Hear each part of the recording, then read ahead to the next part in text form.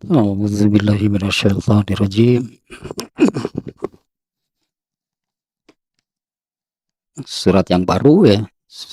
Kemarin cukup panjangnya karena ayatnya juga cukup banyak. Surat Yasin ya sudah selesai. Sekarang surat baru. Kalau kemarin-kemarin bukan rencana sihnya dalam pikiran saya kemarin surat Ibrahim. Nah, ternyata ini sekarang ini surat Sajdah. Surat As-Sajdah. Ya, As-Sajdah itu kata As-Sajdah itu kalau dalam bahasa Arab itu namanya masdar, itu sama dengan maknanya sama dengan sujud. Itu maknanya, jadi ini sinonim itu antara sujud dengan sajdah, itu maknanya sama. Ya, bahasa kita kan sinonim ya, persamaan kata. Ini surat As-Sajdah. Nah, ini mengikuti alur gitu ya, kajian dari tafsir kitab tafsir At-Tafsirul Munir ini ya, dimulai dengan penjelasan tentang nama ya, namanya surat As-Sajdah itu diambil dari sujud ya, sujud yang sujud itu merupakan karakter gitulah, atau sifatnya, sifat orang yang beriman ya, sifat orang yang beriman itu sujud yang terdapat di ayat ke-15.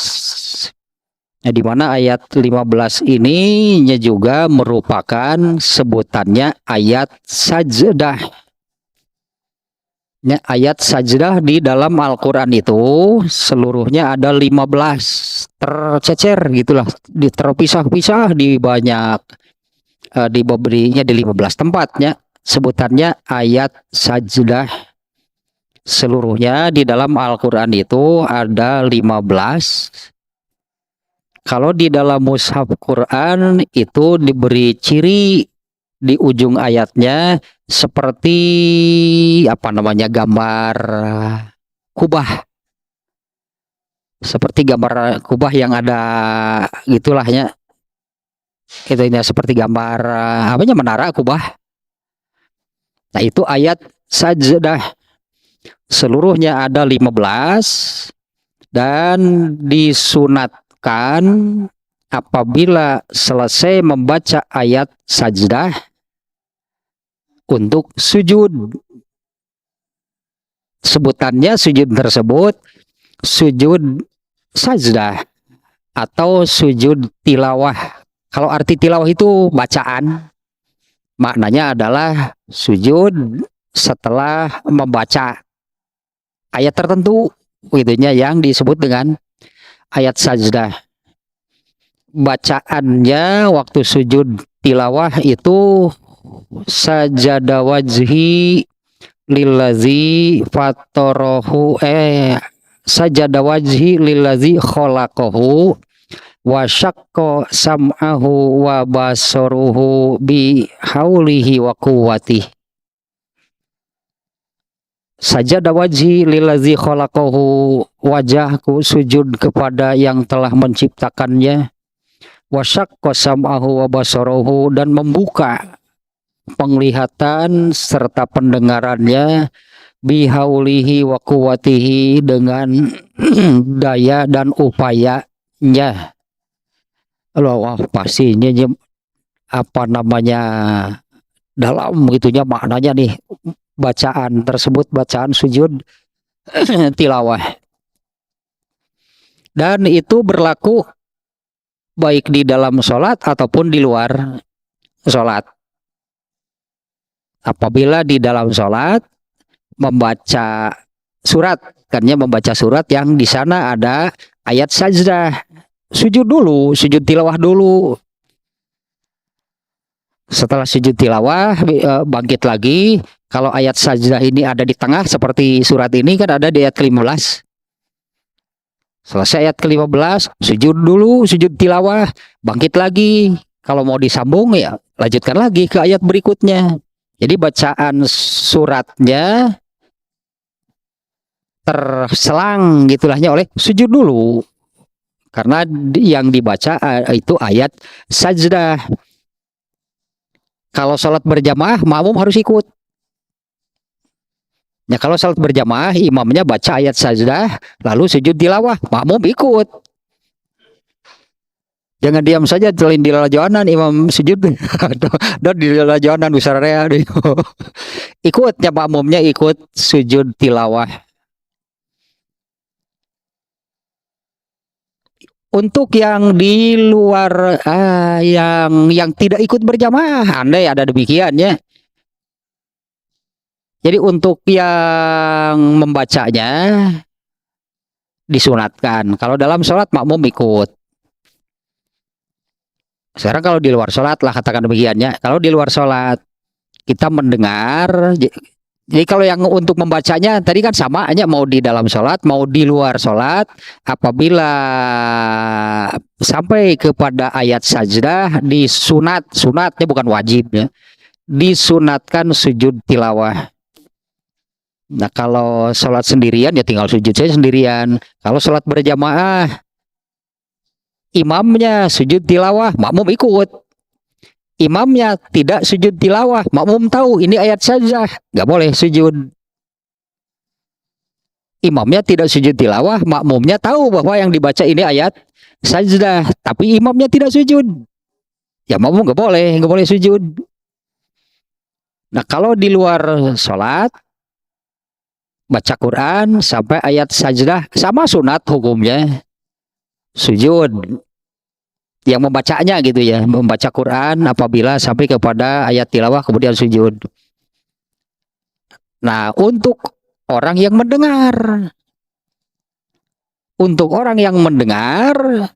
boleh ikut sujud apabila yang membacanya sujud. Tapi kalau yang membacanya tidak sujud ya jangan jika makmumnya gitu imam lah entau makmum lagi. Nah untuk yang mendengarnya apabila yang membacanya sujud tilawah boleh ikut sujud. Tapi kalau yang membacanya tidak sujud tilawahnya yang mendengar tidak boleh sujud tilawah. Nah ini penamaannya surat ini surat As-Sajdah. Secara atau arti dari kata as-sajdah itu sama dengan sujud, sama persis lah pokoknya ini sinonim gitu ya, sujud dan sajdah. Tapi kalau di dalam kata apa namanya yang dipakai gitunya untuk di dalam sholat itu sujud ya nggak dipakai kata sajdah untuk di dalam sholatnya ruku dan sujud itunya bukan ruku dan sajdah.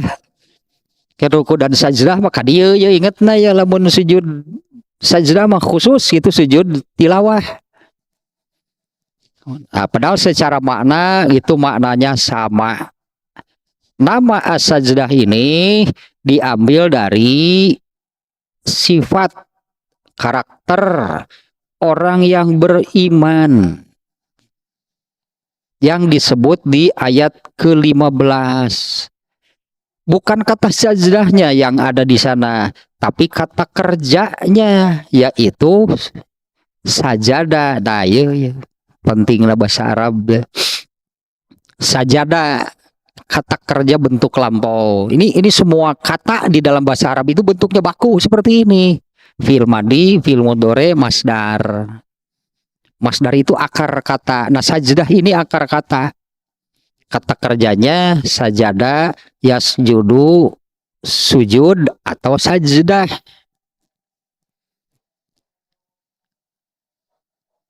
Di dalam ayatnya bukan kata sajdah, tetapi kata kerjanya yaitu kata sujud. Kata ini nih. innama yu'minu bi ayatinal ladzina iza zukiru biha kharru. Nah di sini bukan kata kerjaan juga nih, sujada.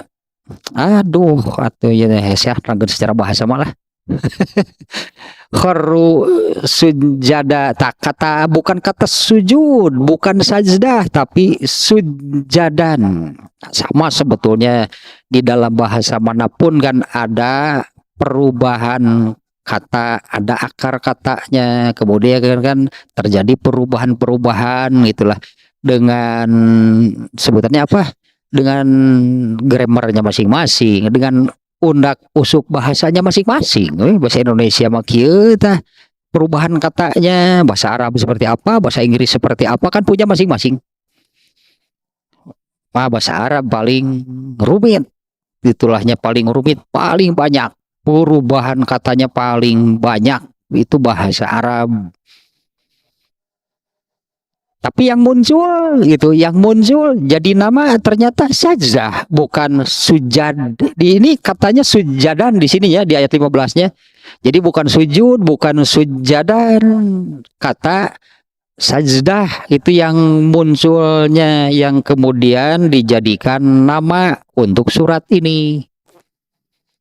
Itu ya ayat ini, surat ini dinamai surat sajdah, di mana kata sajdah ini diambil dari, bukan dari salah satu kata, tapi dari karakter orang yang beriman yang diterangkan di ayat yang ke-15, yaitu yang barusan ayatnya ya, hanyalah yang beriman. Innama yu'minu, hanyalah yang beriman. Kalau dalam kitabul imannya kan saya terangkannya yang disebutnya kitabul iman. Iman itu apa sih? Yang diimaninya itu apa? Itu kan iman itu apa? Yang diimaninya apa? Kalau secara bahasa iman itu percaya, cukuplah diartikan percayanya. Yang disebut iman apa? Percaya. Nah, yang diimaninya apa? Diyakini, bahkan keheula ketang yakin mah harus imannya harus sempurna dulu gitu, baru bisa sampai kepada yakin. Percaya saja dulu. Nah, hanyalah orang yang, kalau diartikan percaya nih, hanyalah orang-orang yang percaya terhadap ayat-ayat kami, allazina iza zukiru biha, yaitu apabila ayat-ayat kami itu disebutkan, ayat-ayat kami itu dibacakan, kharru sujada, kharru sujada teh, maka segeralah bersimpuh, itunya turun bersimpuh sujud. Kalau dalam arti sesungguhnya secara fisik bersimpuh kemudian sujud, ya ayat tilawah. Ayat tilawah, ayat sajdah. Itu betul-betul kan secara dalam arti harfiah secara fisik kan, kemudian ya misalnya kalau kita baca Qurannya sambil duduk gitu kan. Baca Quran sambil duduk sampai ayat sajdah, berhenti bacanya kan, ya bersimpuhlah, turunlah gitu kan kita untuk mengerjakan sujud. Tapi secara makna sujudnya batin itu kepada semua ayat Allah. Kalau secara fisik kan hanya ayat sajdah kan ya, apabila sampai kepada ayat sajdah ini secara fisik betul-betul kita ini ya turun gitu bersimpuh kemudian sujud. Tapi kan secara makna sujud itu artinya tunduk. Bersujud itu artinya menundukkan diri, itunya sujud itu tunduk, patuh, taat. Taluk lah labun bahasa Sunda namanya yang bersujud kan taluk berarti kan. Ya biasanya orang yang menyerah kalah kan gitunya melakukan hal seperti itu. Orang yang ya misalnya orang yang berkelahi lah lalu salah satu kalah. Nah, di antara mengakui kekalahannya itu kan bersujud di hadapan yang menang, aslinya takluk gitu ya, takluk, tunduk, jadinya patuh dan taat itu secara maknawi. Ya kalau secara apa namanya lah, secara bukan maknawi sihnya, jadi secara hisi itu batin lah. Kalau secara jasad ya memang bersujud setelah membaca ayat sajdah, sujud, betul-betul sujud, badannya, fisiknya sujud. Nah itu menunjukkan itu kepada Allah itu ya apa namanya, pengakuan, berartinya ya pengakuan teh siga no bieu no kalau berkelahi eleh kan mengakui kemenangannya dengan bersujud, artinya mau sanggup melawan, sudah tidak sanggup melawan maka menyatakan dirinya takluk, kalah. Nah sujud secara maknawi lah gitu, itu secara hisi, bukan secara maknawinya, secara hisi. Karena ayat ini, inilah karakter orang yang beriman, yaitu dengan reaksi demikian tadinya hanyalah orang yang beriman kepada ayat-ayat kami itu adalah apabila ayat kami disebut, dibacakan gitulah ya, kharru sujada, maka nah berarti jadi dua, baik secara jasadi yaitu betul-betul melakukan sujud, tapi itu oleh Allah dibatasi. Ya oleh Allah dibatasi lahnya.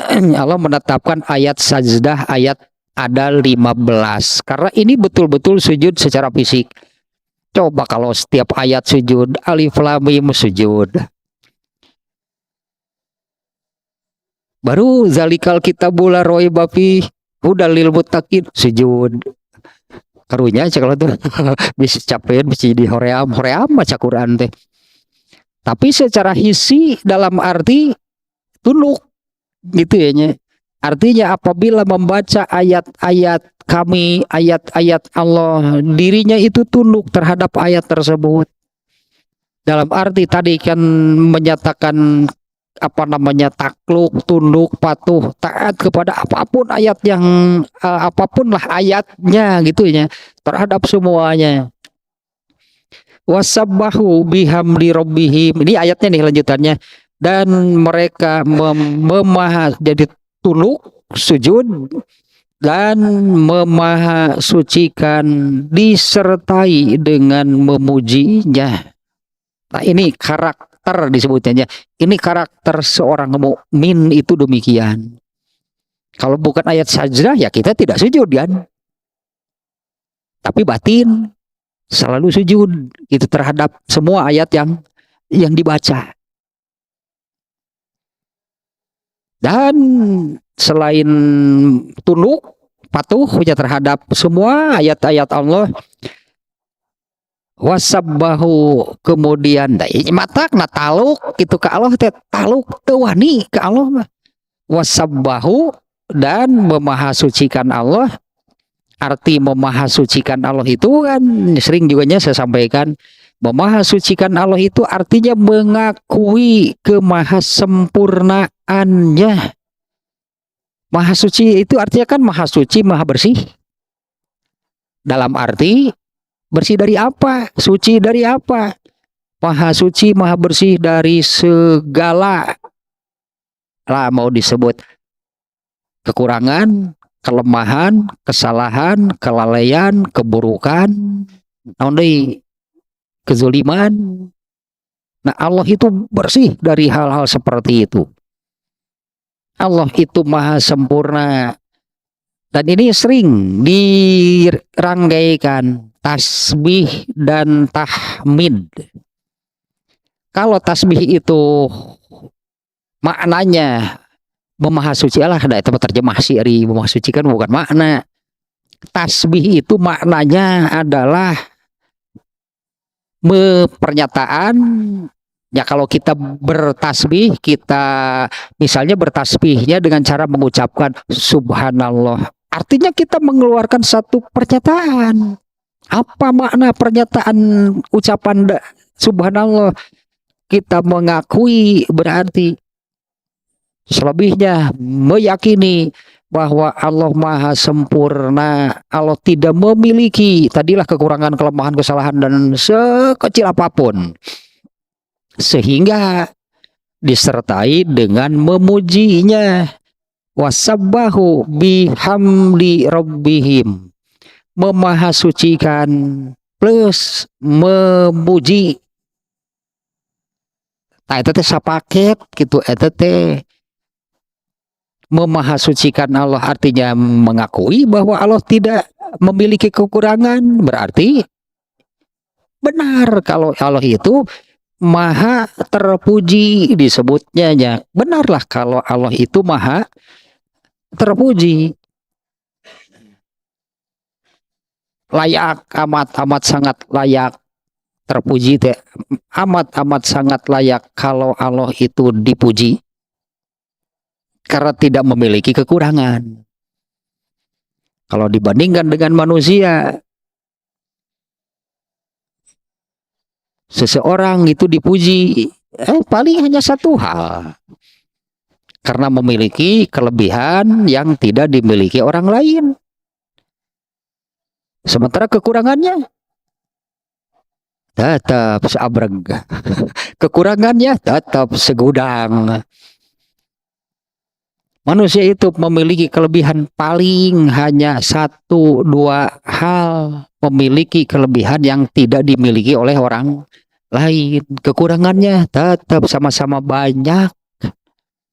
Tapi kalau Allah itu dipuji tentang satu hal, gak akan ada untuk hal yang lainnya ada kekurangan, enggak. Semuanya, segala-galanya maha sempurna.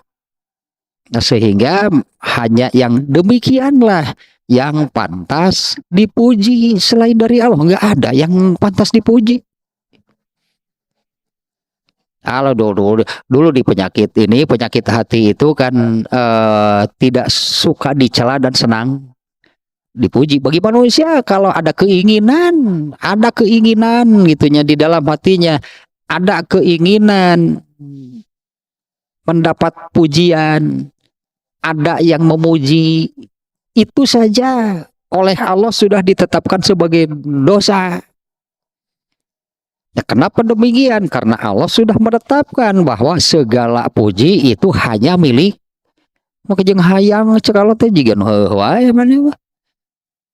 Kenapa saya katakan demikian? Sigeno nyawa nya dipuji satu hal ternyata kekurangannya. Nah, pantas tuh anu kitu dipuji. Paling kelebihannya hanya satu dua. Itulahnya hanya satu dua hal. Manusia memiliki kelebihan sampai orang memuji wajar. Tapi dibalik satu dua kelebihan itu kekurangannya. Kenu apaleun kaduhung ngemuji teh. Lu apaleun teh kaduhung hanas dipuji, benar nggak suka ada yang demikian? Hanas dipuji, ya iya ternyata kemudian setelah terungkap di belakang kelebihannya ini ternyata seabreg kekurangannya, kaduhung muji lagi ke jelema mah kalau memuji Allah nggak akan menyesal. Ya berarti kan kalau memuji Allah tidak akan menyesal. Ya Allah ini ayat ini nih ya. Wahum la yastakbirun, dan mereka itu tidak takaburnya. Harus ini karakter aja ya. Jadi sebetulnya seorang muslim, mukmin sih di sininya, seorang mukmin itu mestinya nih jauh dari takabur. Karena Allah menyebut di ayat ini kan tentang si iblis teh nih. Wastakbaro. Iblis ketika diperintah sujud kepada Adam, dia menolak dan istakbaro itu bersikap takabur. Wa kana minal kafirin. Kafir nu kitu teh. Yang takabur itu kafir. Takabur tahu sombongnya, sombong, arogan itu loh bahasa kitanya. Iya sih maknanya jadi ari geus jadi kana bahasa Indonesia teh sok jadi sempit. Kadang-kadang kalau tidak sempit maknanya menjadi beda gitulahnya. Padahal takabur menurut Rasulullah SAW itu adalah batrul hak wagom sunas. Takabur itu adalah menolak al-haq. Kalau orang yang beriman menolak al-haq nggak? Nah makanya kan identiknya orang yang beriman itu jauh dari takabur. Tapi takabur kan mananya bukan hanya menolak al-haq. Tapi ada satu lagi gom sunas, yaitu merendahkan orang lain. Tanu iya nama osok orang beriman kayak gitu.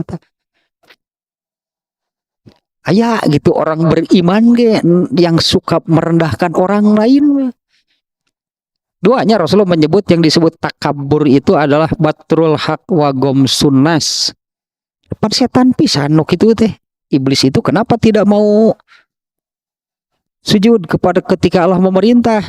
Dua, batrul haq ditolak. Kebenaran yang mana kebenarannya? Perintah dari Allah untuk sujud kepada Adam itu al-haq, itu karena Allah tidak pernah salah. Apa salah gitu? Salah nggak Allah memerintahkan iblis sujud kepada Adam? Apa yang dari Allah itu al-haq disebut kayaknya benar dan kebenarannya mutlak. Iblis malah mengatakan itu salah. Ditolaklah oleh iblis. Tak iblis teh dengan tidak mau sujudnya itu sudah menolak al-haq. Satu lagi kemudian kan mengatakan bahwa kenapa saya harus sujud kepada Adam? Engkau ciptakan Adam dari tanah dan engkau ciptakan aku dari api. Menurut diri si iblis, aku lebih tinggi dari Adam. Nah, iblis merendahkan Adam. Jadi dua takabur, batrul haq wa gom sunnat. Tanuk itu teh kafir. Makanya orang Islam, masa ada orang Islam takabur, aneh sebetulnya. Kalau ada orang Islam takabur, aneh orang Islam takabur mah. Nu takabur mah kafir. Karena arti takabur itu adalah batrul haq, menolak kebenaran. Orang yang beriman, dia kan sudah menerima agama Islam. Terus sebelah deui tah nu teu aman mah dari gom sunas. Dari merendahkan orang lain. Tah orang iman dia tidak aman, tak kena ku takabur nu eta mah. Kalau batrul haq bisa jadi aman, bisa jadi enggak. Karena orang Islam itu ada yang seperti ini kan. Sebagian diterima, sebagian ditolak. Semi takabur lah. Ya namun total sekalian siga kafir tuh. Asli itu mah takabur. Iya orang Islam nuturkeun kafir, ngeun teu pol nuturkeun anak. Teu pol itu nuturkeun anak sieun keneh meureunnan ku neraka sugan. Ada sebagian yang ditolak, ada sebagian lagi diterima. Nah ininya penamaannya demikian, ininya surat As-Sajdah gitu kan yang kita kaji sekarang. Nah As-Sajdah itu diambil dari kata yang bukan diambil dari kata, bukannya karena tidak ada kata sajdah gitu ya. Diambil dari penjelasan Allah tentang karakter orang yang beriman, yaitu bagian ininya.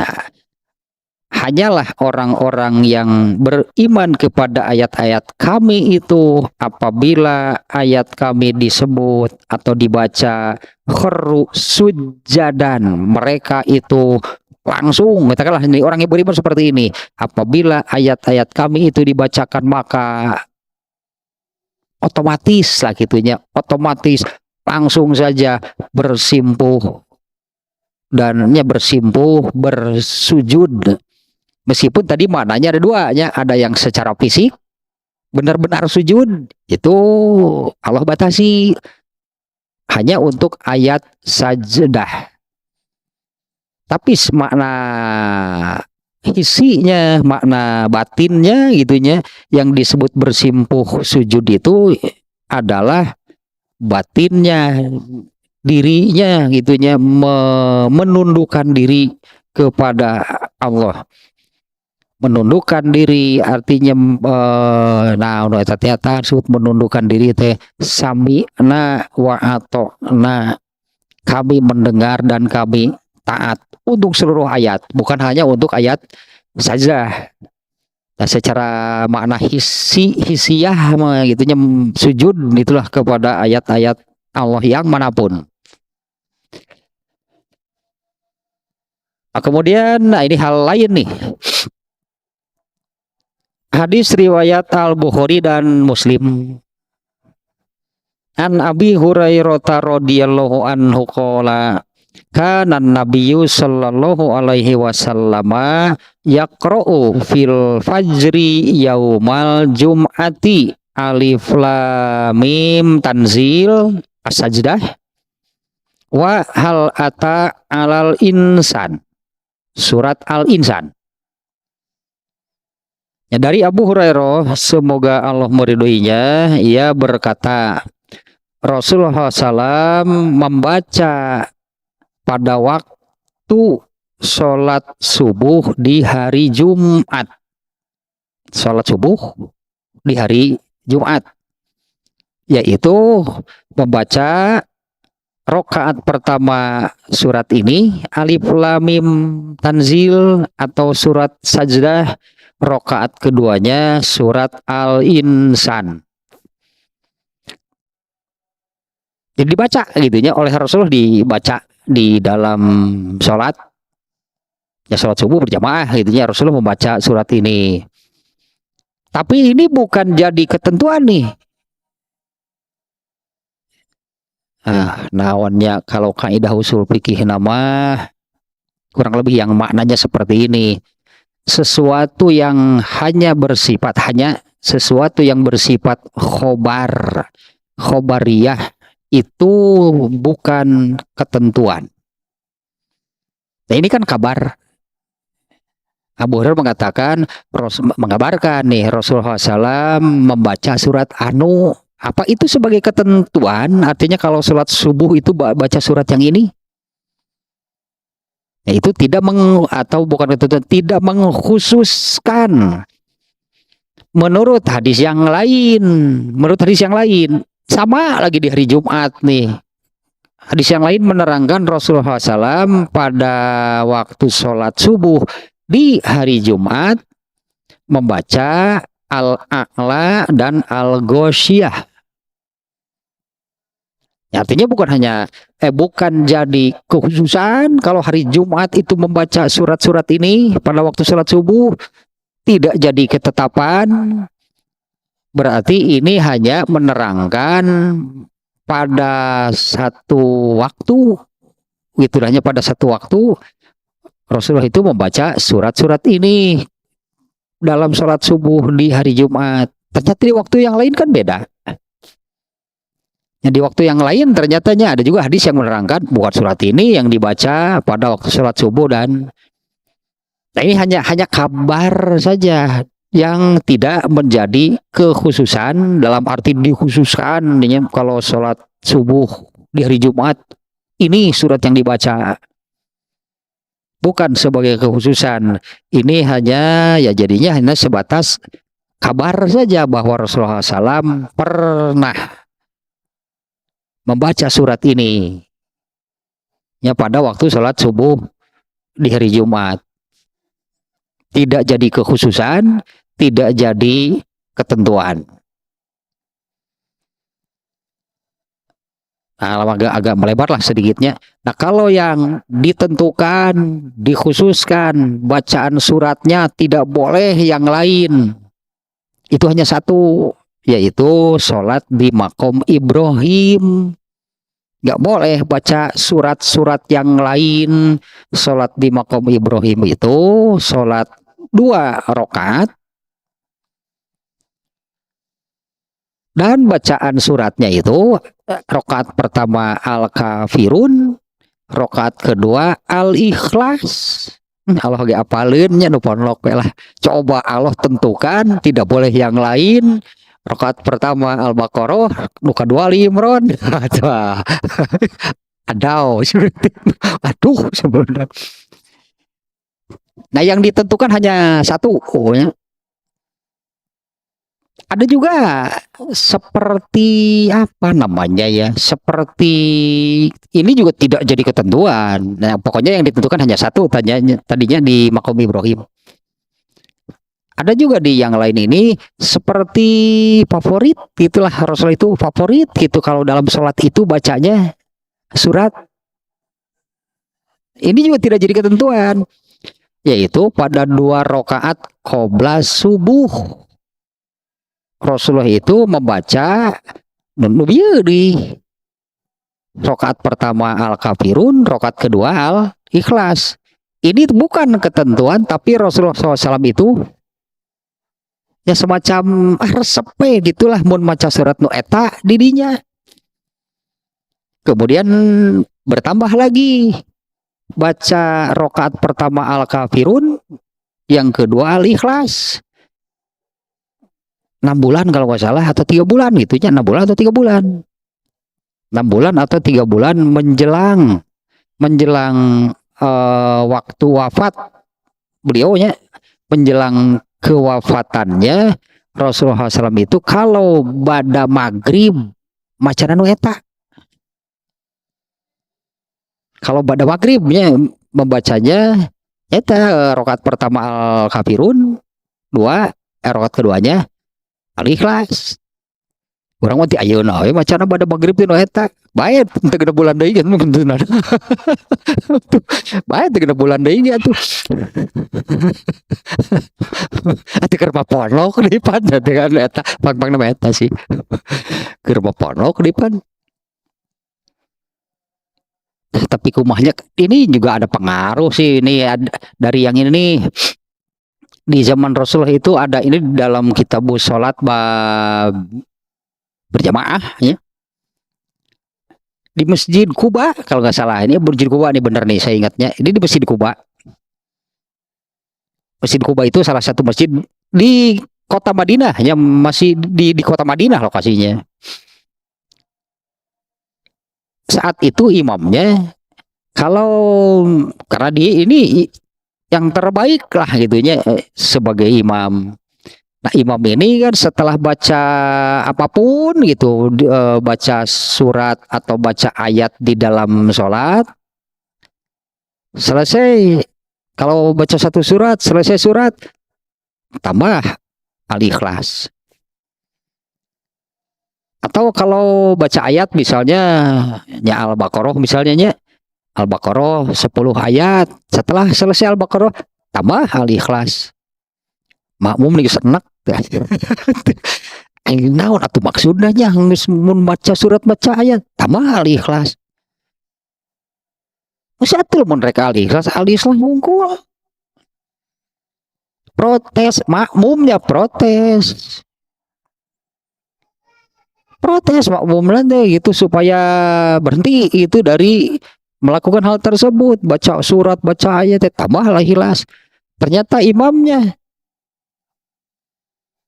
mau di imamanku saya baik-baik, saya mundur, sok atau imam lalu saja. Kalau imamnya saya, gitu tah saya emang imam adana. Beres satu surat, satu ayat, Al-Ikhlas. Satu surat, satu ayat, Al-Ikhlas. Ya tak makmum mencuri menik enak, sok bertambahan deh Al-Ikhlas bener unggal berjamaah teh gitu tambahan Al-Ikhlas. Lapor tah orang Kuba teh ka Nabi, saya diimami oleh orang yang demikian. Kemudian ya konfirmasi, klarifikasi, Rasulullah bertanya kepada imamnya, kenapa kamu melakukan hal seperti itu? Itu makmum sebetulnya reang.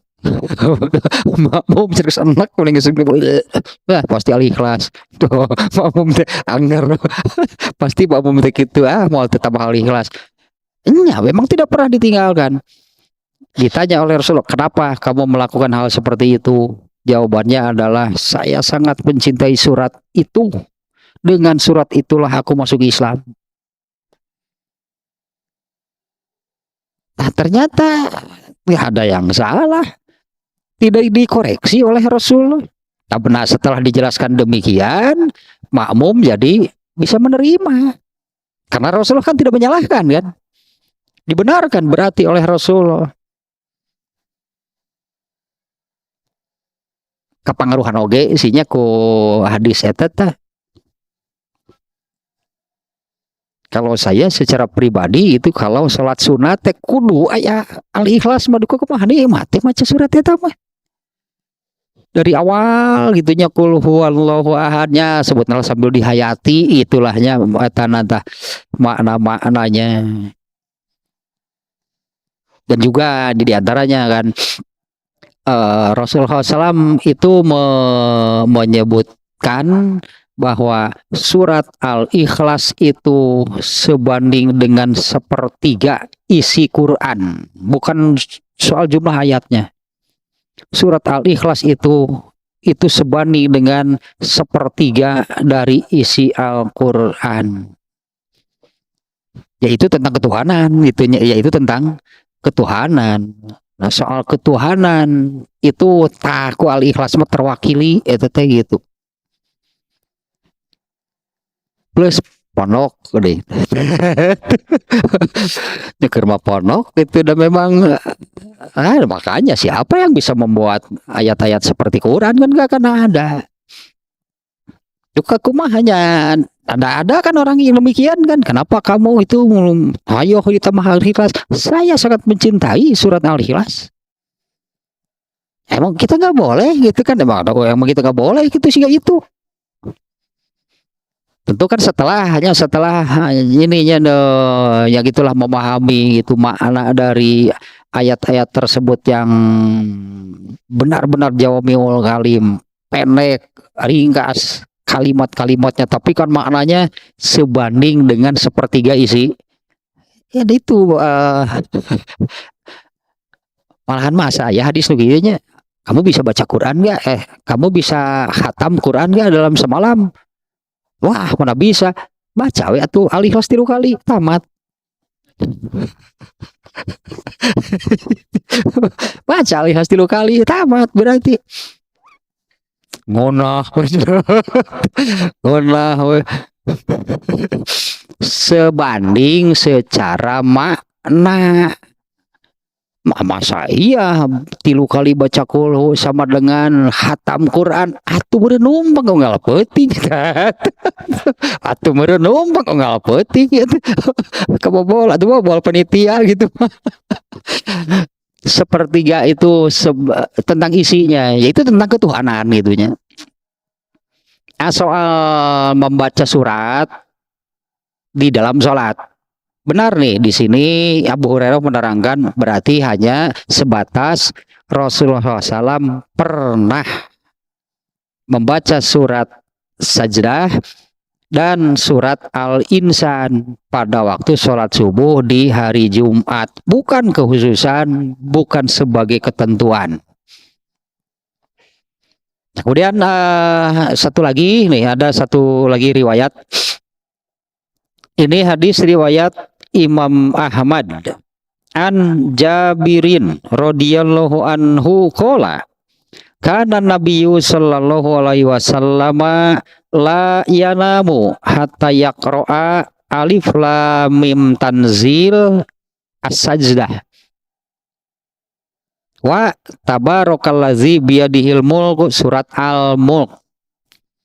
Nah, dari Jabir bin Abdullah, semoga Allah meridhoinya, ia berkata, Nabi SAW itu tidak tidur sebelum membaca surat Alif Lam Mim Tanzil.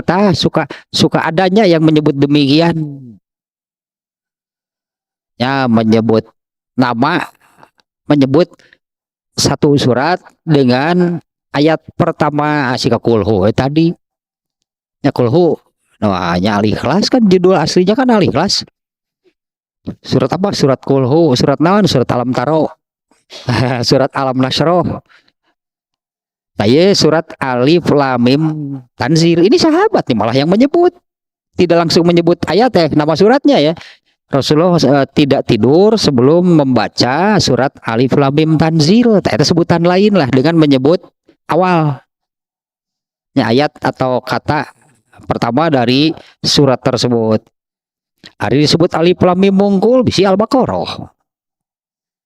Jadi disebutkan Alif Lam Mim Tanzil. Nah, tanzilnya itu kata pertama dari ayat yang kedua nanti nih di surat ini ya. Tanzilu, tanzilul kitabil la raiba fi.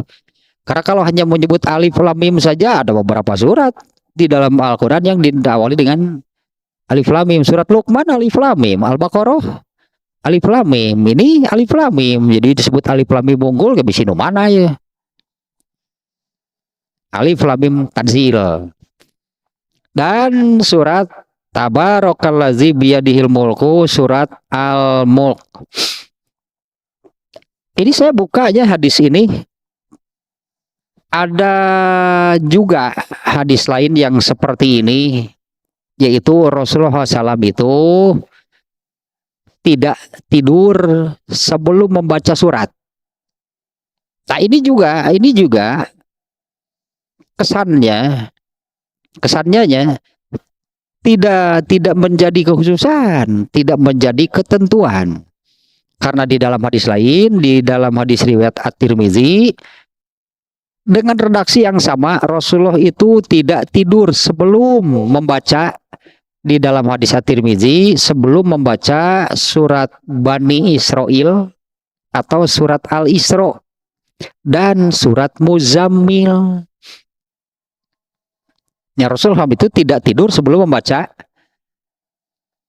Ya, karena Rasulullah SAW itu membaca Quran pastilah amat sangat sering, ya, amat sangat sering. Nah, kemudian hadis yang ini nih, hadis yang menerangkan ini yang dikenalnya, ini hadis yang menerangkan hadis ini. Salat malam berjamaah. Ini yang suka dijadikan dalilnya, yaitu, nah kalau kejadian lengkapnya, katakanlahnya yang diterangkan di hadis itu adalah Ibnu Abbas nih, sahabatnya yang menerangkan. Aku bermalam di rumah bibiku. Mana ya? Istri Rasulullah teh Ummu Salamah atau Maimunah, saya lupa lagi nih pada kejadian ini. Nah, Ibnu Abbas menerangkan kejadian dari awalnya demikian. Aku bermalam di rumah bibiku Maimunah kalau nggak salah lainnya ya. Nah, kemudian diterangkan setelah selesai berjamaah sholat Isya. Setelah selesai berjamaah sholat Isya di awal nih. Karena Rasulullah itu kan suka mengakhirkan sholat Isya. Setelah berjamaah sholat Isya yang di awal, Rasulullah SAW itu pulang ke rumahnya. Kemudian sholat malam 4 rakaat. Sholat malam 4 rakaat. Kemudian tidur. Jadi sholat malamnya baru dikerjakan sebagian ya. Baru 4 rakaat, kemudian tidur. Nah, ketika dini hari Rasulullah SAW bangun, nih kata Ibnu Abbasnya, aku bangun, yang 4-nya Ibnu Abbas nggak ikut. Yang 4 di awalnya Ibnu Abbas nggak ikut. Ketika Rasulullah SAW bangun dini hari lah, sebut itunya lewat tengah malam dini hari, beliau melanjutkan sholat malamnya, yaitu 5 rakaat dan 2. Jadi 11 seluruhnya dengan yang 4-nya di awal. Nah, Ibnu Abbas ternyata masbuk. Ibnu Abbas tidak ikut dari awal. Waktu Rasulullah SAW bangun, Ibnu Abbas ikut bangun. Rasulullah SAW sholat, tidak langsung ikut sholat. Ibnu Abbas masbuk dengan penjelasan Rasulullah SAW memindahkan aku dari kiri ke kanan. Sedang sholat, Rasul itu sedang sholat. Kalau sebelum sholat Ibnu Abbas sudah ikut atau Nabi nggak akan menjewer kupingnya, tinggal bicara, pindah kamu. Ibnu Abbas teh masbuk. Rasulullah itu memindahkan Ibnu Abbas karena Ibnu Abbas ketika mengikuti sholat Rasulullah itu, Ibnu Abbas berdiri di sebelah kiri Rasulullah SAW. Dipindahkan oleh beliau itu ke kanan, diambil dari belakang, nah dipindahkan ke sebelah kanan. Masbuk itu sholat nanti. Ya kan baik ada budak. Karena saat itu Ibnu Abbas masih anak-anak. Berdirinya salah. Jauh masbuk itu nambahan. Ya tapi kan kalau harus diajarkan kan. Harus diajarkan. Saat itu Rasulullah baru mungkin kalanya saat itu Rasulullah kepada Ibnu Abbas baru mengajarkan bagaimana posisi yang benar kalau sholat berjamaah hanya 2 orang. Belum dengan memerintahkan kamu masbuk tambah, enggak. Baru itulah katakannya yang diajarkan oleh Rasulullah SAW, dipindahkan Ibnu Abbas dari samping kiri ke samping kanan. Seperti itu posisinya kalau berjamaah. Tapi ini jangan dijadikan dalil sholat tahajud berjamaah. Tambah Ibnu Abbas, tambah sebagai anak-anak ikut-ikutan jadi antep piraku dan kesalah lebih kolot. Ya iyalah harus dibenarkan posisinya.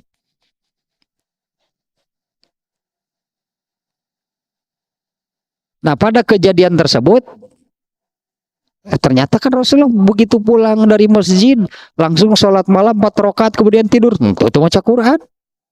Bisi hadis ieu teh gitu kan, coba hadisnya kan seperti ini. Kata Jabir bin Abdullah, Rasulullah SAW itu tidak tidur sebelum, ini redaksinya sih kalau terjemahnya demikian. Ya Rasulullah SAW itu tidak tidur sebelum, jadi seolah-olah ini kan apa namanya ya, ketentuan ya. Apalagi disebut syarat. Syarat gitu, mau tidur apa? Baca iya, surat iya. Enggak. Ini hanya maknanya juga menjadi pernah. Ya pernah, hanya yang Jabir tahu gitunya. Rasulullah itu sebelum tidur pernah ketika beliau membaca Quran, dan inilah yang dibaca. Ternyata Ibnu Abbas tadi kan Rasulullah tidak baca Quran. Begitu pulang dari berjamaah, masuk ke rumah, sholat malam 4 rakaat. Setelah itu tidur, nggak baca Quran. Tapi kalau saya katakan tadinya Rasulullah SAW itu pasti amat sangat sering membaca ayat. Karena Allah memberi wahyu kepada Rasulullah itu kan dengan berbagai caranya, bukan hanya satu macam. Yang melalui mimpi ada, yang berhadapan malaikat Jibrilnya menjelma menjadi manusia ada. Malaikat Jibril kemudian menyampaikan wahyu. Nah kalau Rasulullah SAW membaca Al-Quran itu didatangkan wahyu, pemahamannya semakin sering membaca, kita saja akan seperti itu sebetulnya. Berulang-ulang membaca sesuatu pasti pemahaman bertambah. Beda anu sakali jeung 2 kali. Maca sekali jeung 2 kali beda, jeung 3 kali beda, jeung 4 kali beda. Semakin itulahnya, semakin sering itu akan semakin bertambah pemahamannya. Nah Rasulullah sering membaca, disebut nanti tadarusnya. Rasulullah itu sering bertadarus, bahkan tidak berhenti tadarus dan mendalami itunya Al-Quran. Nah pada bulan Ramadan terakhir, malaikat Jibril itu dalam sebulan 2 kali tadarus tamat Quran deh. Bukan hanya bacaannya atau bukan tadarus, tilawah nu kitu mah. Qiraah bahasa Arabnya bukan tadarus atau tadabur. Tadarus atau tadabur gitunya, bahasa Arabnya itu mendalami. Kalau sekedar membaca itu tilawah atau kiroah. Otakna musabakoh tilawah baik ngarti ge. kan dia mah tilawah di ya yang dilombakan kan tilawah tak eta gitu mana bacaan mah. Nah, Rasulullah itu tidak berhenti tadarus, mendalami. Nah, sebetulnya sama sebetulnya ya. Kalau baca lagi bukan hanya bacaan tapi kan ya, membaca kemudian dipahami itu nambahan pemahaman. Nah, Rasulullah itu tidak berhenti demikian. Ditambah lagi kan pemahaman tentang ayat-ayat Al-Qur'an itu adalah wahyu dari Allah. Nah, bagaimana cara Allah memberikan wahyu? Yang tadi beragam, yang melalui mimpi saja ada. Nah, pada bulan Ramadan yang terakhir Rasul itu dua kali tamat nah, tadarusnya yang disertai lah gitunya, disertai atau tadarusnya itu disertai diajari oleh malaikat Jibril sebulan penuh Ramadan terakhir mah malaikat Jibril itu mengajari mendalami Al-Qur'an, mengajarkannya kepada Rasulullah dalam satu bulan itu 2 kali tamat. Teruslah itu dua ya baru penamaan. Dan ada riwayatnya yang menerangkan, Rasulullah SAW membaca surat ini, surat Sajdah. Pada dua riwayat ini diterangkan, satu pada waktu berjamaah sholat subuh di hari Jumat, satu lagi dibaca sebelum tidur. Tapi dua-duanya ini tidak menjadi kekhususan dan ketentuan untuk membaca surat ini seperti pada yang disebutkan di hadisnya. Nggak ada ketentuan kalau sholat subuh itu rakaat pertama surat Sajdah, rakaat yang kedua surat Al-Insan. Bukan ketentuan. Terus dua anggaplah baru mukadimahnya surat Sajdah ini gak terlalu banyak. Saya pilihnya sengaja surat-surat yang jumlah ayatnya tidak terlalu banyak. Ngarah minang numpangna. Kan versi ya numpang acara karena minang atuh numpang lah. Ini tidak terlalu banyak ya, juga supaya tidak saya kira kalau nggak deres surat Al-Baqarah jenuh kalau aku bahagia kayak di tengahnya sebelum tamat gitunya, nanti ada kejenuhan, bosannya satu angus-angus. Tapi kalau ininya 30 ayat lah, nggak terlalu lama. Itunya seluruhnya hanya 30 ayat nih surat Sajdah. Lamun ucan apa teh mah urang bari sakalian bae ngapalkeun. Ya surat ininya ada surat jumlah ayatnya 30, ayatnya pun tidak terlalu panjang-panjang enggak.